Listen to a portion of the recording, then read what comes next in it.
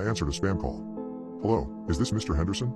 There was no real reason for me to pick up the phone. The spam app on my cell called out the mystery number right away. But, hell, I thought. Duck it. There was no one else left in life for me to talk to. Even a debt collector sounded good at the moment. My wife was unalived in 2015. There isn't an easy way to say that other than getting it out of the way early. It was a random robbery gone wrong. One rainy night, some sick tweaking duck snuck into our house and shot her. The suspect was caught 2 days later and sentenced to life in prison. He still sits there today. I have worked in web development ever since. The job is remote, and the field caters to my hermit-like behavior out here in the woods of northern New Jersey. The lack of substance testing is just an added benefit. I was perfectly free to duck up the remainder of my own life. I don't have any friends, anymore. Not really. Sometimes. I guess it is easy to look for companionship in all the wrong places. Senior or junior?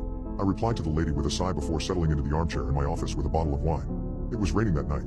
The wind whipped the old pine tree in our backyard so hard I thought it might topple. Senior, said the pretty, calm voice on the other line. She sounded familiar, but I blamed that notion on the half-empty bottle of wine.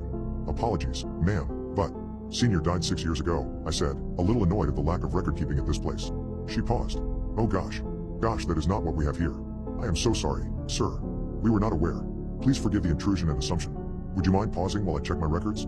A filing cabinet clicked steadily in the background as static crinkled. I guessed that the woman held the receiver to her shoulder. I chuckled a bit at the lack of audio quality. No, that is okay. No problem at all. No worries. Why don't you start by telling me your name? I asked, cursing myself for the hint of shameless flirting at the end. She giggled. Something about that laugh was very familiar.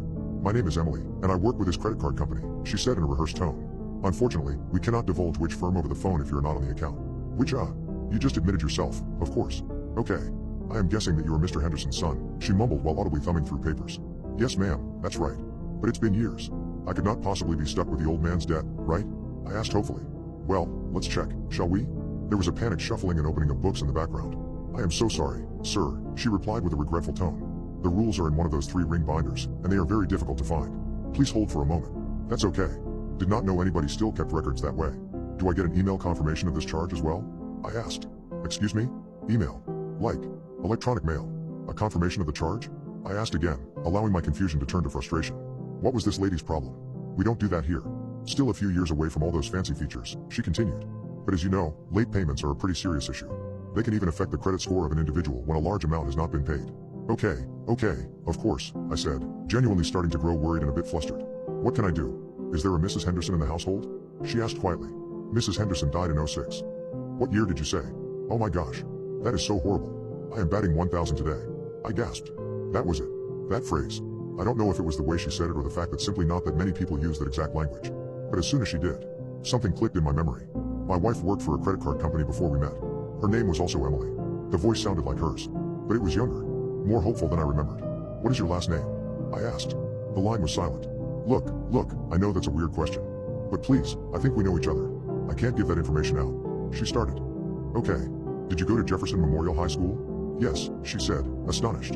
How did you know that? It was impossible. Emily was dead. The voice on the phone barely even sounded like her. It was younger, happier, and more optimistic.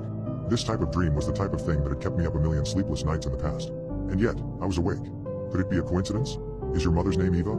There was silence on the other end of the line. Then her mouse-like reply confirmed my suspicions. Who is this? I took a deep breath. Either I understood what was happening, or I lost my mind. Might as well enjoy the ride. This next question is going to sound strange. What is today's date? I am sorry, sir. What? One moment. She paused and shuffled around some more papers. Today's date is July 9th, 1999. It was impossible. Could it be the storm? The anniversary of her death? Emily, listen to me.